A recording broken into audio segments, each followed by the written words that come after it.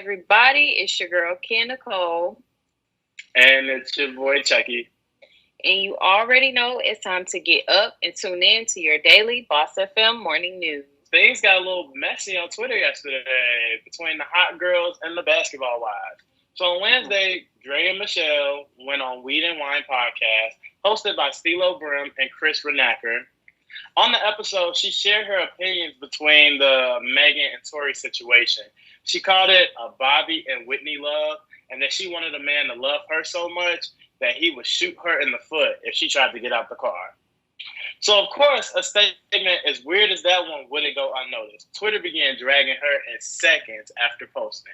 Drea made a tweet apologizing for her remarks by tweeting that she doesn't glorify domestic violence and that she knew that she offended Megan Thee Stallion. Apparently, the apology wasn't enough for Megan. Megan took to Twitter with her thoughts to send a tweet that contained a lot of profanity. She basically called Dre a few names and asked who jokes about domestic violence. And in all honesty, I can't blame Megan. I mean, I hope she finds peace and gets past this, but that was a very dumb statement. So we have some unfortunate and unsettling news today for you guys. 20-year-old black female Gloria Bombo went missing all the way back in early July in McKinney, Texas. The question is, why no media coverage? Gloria Bombo lived with her white male roommate, who remains unnamed, and was found hanging in the garage of their home on July 12th. Now, this is sketchy with all the political unrest and constant disregard for Black lives in America happening right now.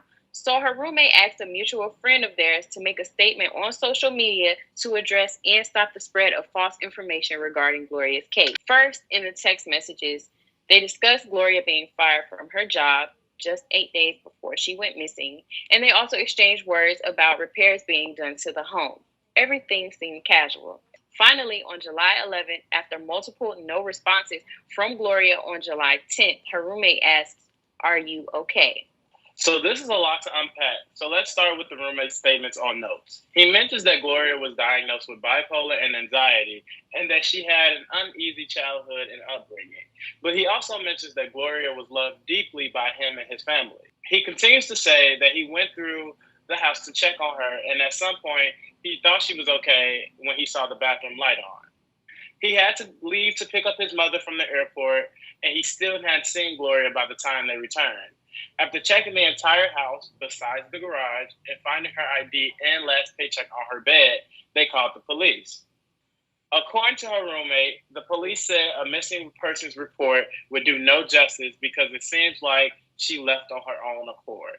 So nothing further was done after that. However, when Gloria's roommate returned home from work on July 12th, he noticed a foul stench in the house and finally decided to check the garage where her body was found hanging. McKinney Police Department released a statement saying her roommate has cooperated entirely throughout the investigation and no evidence leads them to believe that there was any foul play in her death. However, this is not enough, and many people on social media continue to demand more answers. With COVID updates, as some of you all may know, for quite some time, New York was the epicenter for COVID cases in America for quite some time. Well, as of yesterday, California has now surpassed New York for the most coronavirus cases. There have been more than 422,000 cases announced in California, as opposed to New York's 413,000. California broke a single-day record with more than 12,000 cases in one day. California Governor Gavin Newsom says that the state will do more testing, and in that case, they expect more cases. He also announced a deal for 420 million masks to be available for distribution in the state. Although California has surpassed New York, health officials are unable to tell which state had more infections. Both states had infections early on when there were fewer testing sites, and so the numbers might not be that accurate. New York still remains the state with the highest amount of deaths, with more than 30,000, whereas California has more than 7,000. My heart goes out to the residents in New York and California, and I hope you all are staying safe. But all right, guys, so it's Friday, and you know what that means. Today is Feel Good Friday.